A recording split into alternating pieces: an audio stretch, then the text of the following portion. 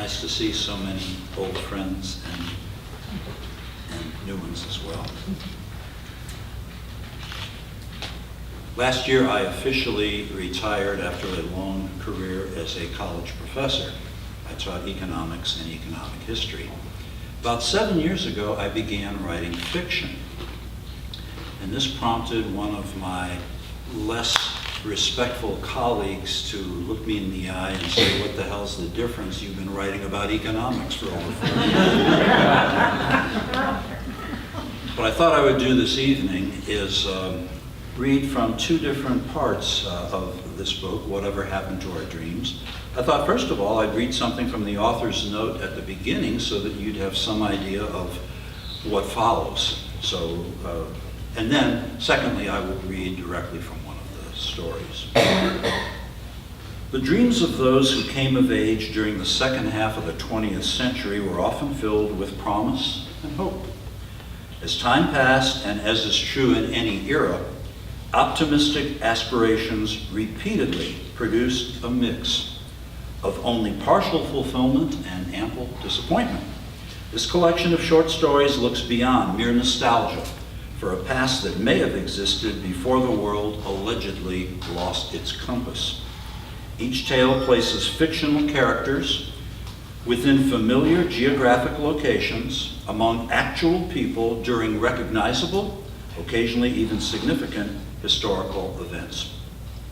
The stories are set in selected periods, ranging from the 1940s to the present. Mostly unrelated episodes, they are not in chronological order and are instead randomly grouped to capture various human emotions during different stages of life. Recreating events, whether real or imagined, can result in both satisfaction and frustration. Simpler times were rarely so. The human adventure is sometimes inexplicably intricate. Dreams, after all, are fantasies until proven otherwise. If readers come to similar conclusions, the stories presented here will not have been written in vain. There are 24 short stories in this collection, and the setting varies. Some stories are set in British Columbia, California, Vietnam, New Mexico, Michigan, Indiana, and other places. The selection I'm going to read from this evening is set locally, or more accurately, just west of Austin. And the title of this story is, "Do You Guys Actually Know the President?" When he was in college, Alan Scove was anything but a dashing fellow. His social life mirrored his inward personality and lackluster sense of humor. Inherently shy, he was honest to a flaw and overly careful in voicing opinions. Although highly intelligent, he badly needed to let loose if he hoped to experience more than just an occasional second date. His small circle of friends had similar limited success in the art of courting. One of his recent acquaintances displayed far more confidence when speaking to women. Rico Altabelli was naturally outgoing, borderline funny, and inclined to stretch the truth, especially when dropping names. His father was a somewhat accomplished Dallas developer whose connections among the wealthy and political elite influenced the values of his son. In his recent divorce settlement, the elder Altabelli had gotten the family boat and vacation home on Lake LBJ. Rico enjoyed hosting small parties at the lake house with a few friends, including Alan. Occasionally, the pair brought dates, while at other times they went solo after inviting a group of females who were enticed by the chance to water ski. These events helped to bring Alan out of his shell, especially when the male-to-female ratio was in his favor. There were other days when Alan and Rico drove together to the lake with no plans other than enjoying the sun and putting away several beers. In 1969, Coors was not yet available in Austin and had to be imported from distant points west. As a result, the Colorado Brew was a rarity among the local college crowd. On one return trip from the lake, Alan and Rico stopped at a country Exxon station for gas. The sign on the window advertised that cold beer and soft drinks were available inside. Much to their surprise, the thirsty duo discovered an ample supply of Coors stored in the refrigerated display. Their lone problem was a shortage of cash. Rico spoke first. "I don't suppose we could put a case of beer on my Exxon credit card?" Rico asked the attendant, who was wiping his oil-stained hands with a red rag. "Oh no," came the prompt reply. "We're not allowed to do that. Gas and oil only." "Too bad," Rico noted as he glanced disappointedly at Alan. "Between the two of us, we'd probably buy 2 cases of this stuff." "How long have you been selling this beer? We can't get it back in town." "Just started last week." "According to the distributor, this is as far as he goes before heading back to West Texas." "Well," Alan offered, "we'll bring lots of cash on our next trip out here. You'd better stock up. Once we spread the word, half of the UT campus will be coming to visit you, and most won't be coming for gas. See you around." When Alan reached for the door handle, the man with the dirty hands called out, "Wait just a second. Maybe we can arrange a special deal just for y'all." As each signed their credit card receipt, they noticed an unusual entry where the item purchased was listed. Scribbled in barely legible black ink were 3 words: "One used tire." By the time the 4th of July arrived, Alan and Rico had each purchased more than 10 used tires. Within a year, the young men were carrying Visa and MasterCard plastic, which service stations were soon accepting, so the charade was no longer necessary. Soon afterwards, stores in Austin began stocking Coors, so trips to the lake were once again made primarily to enjoy the water. Only at this point did the 2 adventurers realize they could have made some money if the Exxon station had been willing to sell used tires by the dozen. One August afternoon, Alan and Rico drove 2 unsuspecting damsels from Austin to the Altobelli family lake house. They boarded the modest-sized boat and began the ritual of giving the usual tour. There were few genuinely noteworthy sights other than a few mega mansions owned by wealthy businessmen. After passing these, Rico guided the boat to a large compound, nicely shielded from the main body of the lake. From this point onward, Rico did the talking, while Alan merely listened to a speech he now knew by heart. "Okay, ladies," Rico began, "this is where LBJ himself comes when he wants to get away from it all." "Wow," the young woman named Lacey blurted out while smiling from ear to ear. "Do you guys actually know the president?" Ina, the second lady, asked, trying to contain her excitement. Alan glanced at Rico out of the corner of his eye. He knew that no one in either of their families had ever seen LBJ anywhere except on television. He also knew Rico was unlikely to pass up this opportunity. "Oh yeah," he said, "we see him all the time. Why, there are gatherings where boat owners attend. Now that he's retired, he's usually at those. Sometimes there are barbecue nights at one of the big houses. We see him and Lady Bird there all the time." "Wow," could now be heard a second time. Not wanting to participate in a blatant lie, Alan said nothing. He merely continued looking out at the calm water where he noticed fishermen sitting in small rowboats. As the 2 young women looked at each other and giggled, a loud noise suddenly could be heard overhead. For a moment, Alan actually thought it was a prelude to the bolt of lightning that would soon strike the boat for the deception being perpetrated on board. When the noise became more intense, all 4 looked up and saw 2 helicopters circling the area before touching down close to the shore on the Johnson family property. 2 men in suits appeared first. They looked around carefully before signaling to the pilot of the second copter. The passenger door opened. Out walked Lyndon Johnson himself. Clad in overalls and a cowboy hat, he looked like one of the locals.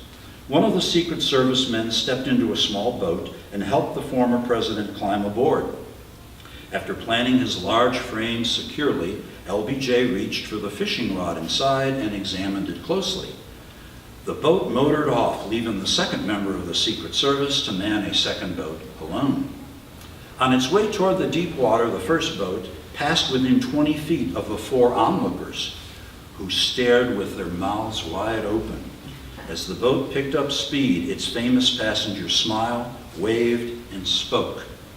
"How you doing, boys? How's the water today?" The two boys replied in unison, "Just fine, Mr. President." The two women said nothing, either because they were too shocked to speak or because they were not included in the salutation. As the small boat sped out of sight, young Lacey, who so far had only said one word twice, now said it again, followed by a less than astute observation.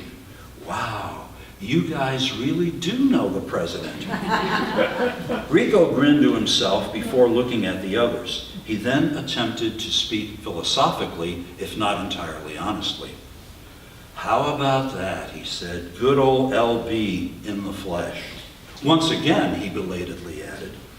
Lucy and Ina still seemed impressed as they basked in the rays of the sun. Alan remained silent, but finally managed to look both ladies in the eye while offering a strained smile. He was clearly embarrassed by the entire situation. The rest of the day was fairly uneventful. Lacey and Ina took turns getting up on skis while Rico drove and Alan watched. Probably unwilling to risk embarrassment while riding the high of the moment, neither male chose to ski. The serendipitous experience left a more permanent impression on Alan than it did on either of the two ladies. It taught him the dubious lesson that moderately enhancing the truth could be fun as long as no harm was done.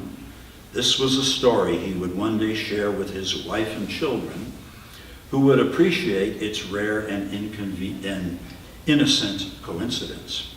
It also helped Alan relax in social situations where he previously felt uncomfortable.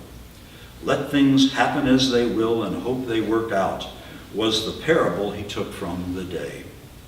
None of this meant he would instantly turn into a suave Lothario. In fact, Ina turned him down when he called to ask her out. A dry spell of moderate length resumed, or rather, continued.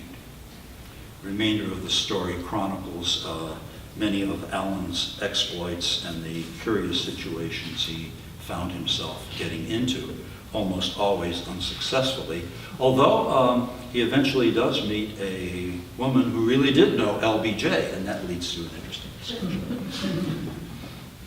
Finally, I'd like to take a moment or two just to say a little bit about what some of these other stories are about, since they are all independent of each other.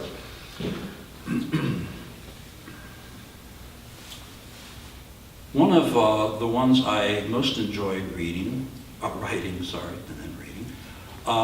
was about a 10-year-old boy who rode a train in the 1950s from Michigan City, Indiana to Chicago, where he would see his orthodontist. He boarded this train every 2 weeks after school on Friday, and at the other end, in downtown Chicago, he was met by his aunt, a lady in her 60s. The title of the story is Aunt Phyllis. Because it was April and the time had recently changed, it was now lighter later into the evening. And so instead of taking the train all the way downtown, now he was going to get off and be met at 63rd Street on the very rough south side, both then and now. So when he and his aunt board a bus and they look outside as well as inside the bus for several miles, this little boy realizes that they are the only two white people on board. So this leads to some fairly interesting discussion and situations. The story brings together the fear and prejudice of his elderly aunt and the open-mindedness and brightness of this 10-year-old boy who ends up teaching his aunt a lesson or two. Another story is based in California, and it's about a young man who presents a believable account of who really killed JFK.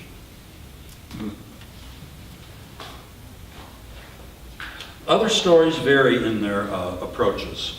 One of my favorites is entitled Patsy Valdespino, number 16 in the book.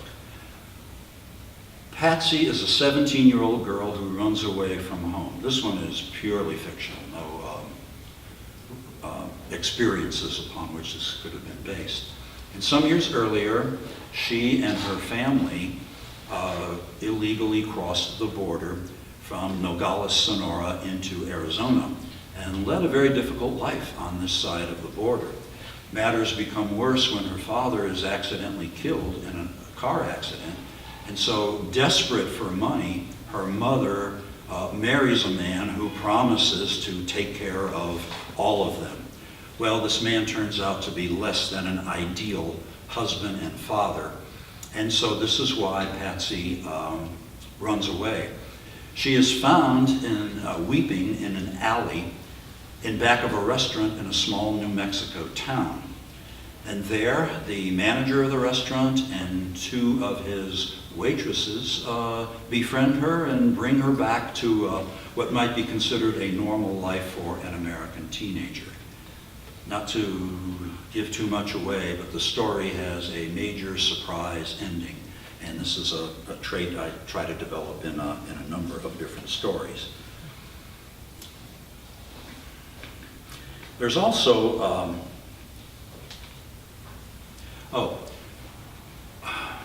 this is a fictionalized account of a real event. When I was a freshman at Notre Dame in 1963, there was a maid on the floor of our dormitory who, along with her husband, ran a bar just off campus.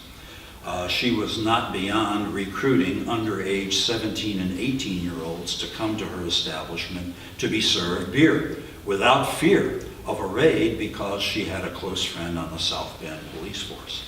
So the story is called Hilda. It's not her real name, of course.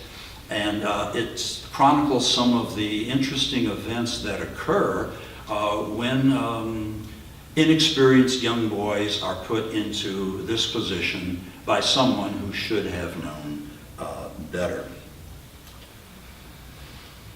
There's one other one I wanted to mention. Oh yes, of course, last but not least. Number 20 is entitled Hatchet Woman. There is a national trend going on where universities are increasingly mismanaged by inept and occasionally corrupt administrators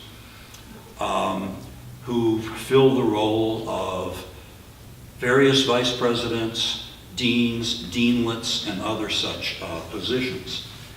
So this fictional, or maybe not so fictional story is about one such hatchet woman. Becky was kind enough to allow me to bring some of my earlier books along with this one there on this table. I thank all of you for this opportunity.